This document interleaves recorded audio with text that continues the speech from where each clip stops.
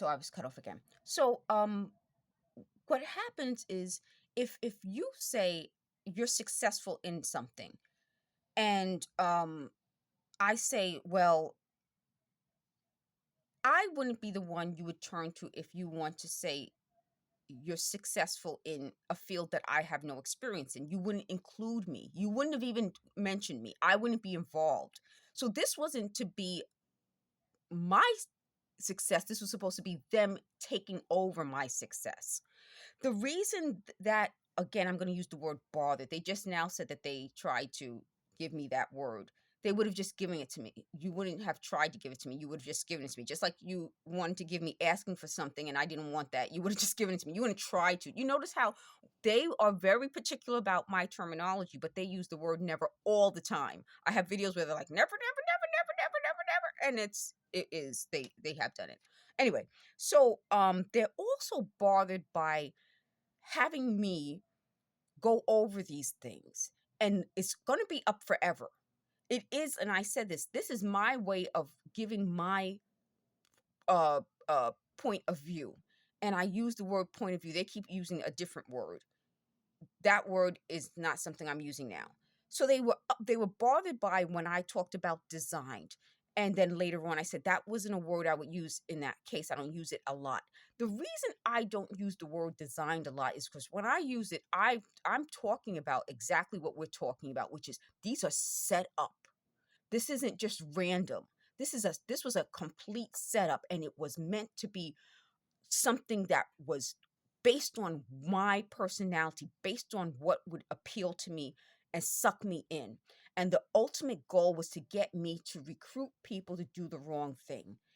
And because that isn't my normal personality, they would have to scheme to find out how to get me to tell people that this is a permanent thing. This is this. You're going to start levitating.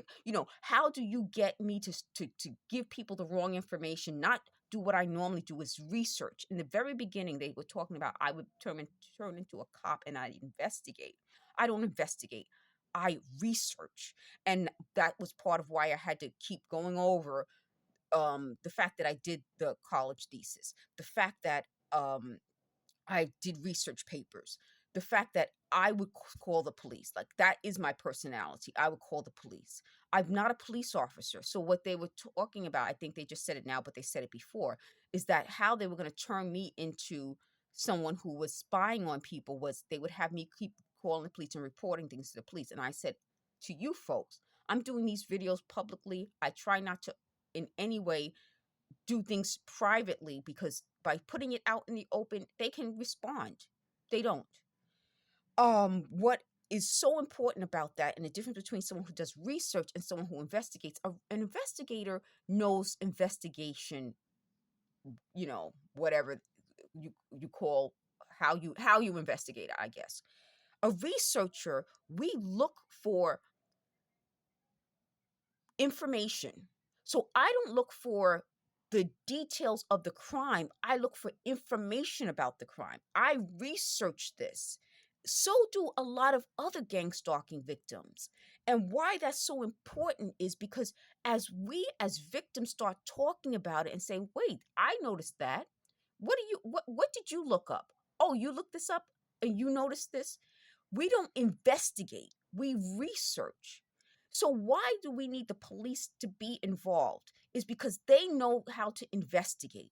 They know, okay, this crime is similar to that crime. I'm starting to look up if there are similar crimes in areas. And this really got started when I was talking about targeted individuals and violence. And if there are similar crimes, similar time frames in same area,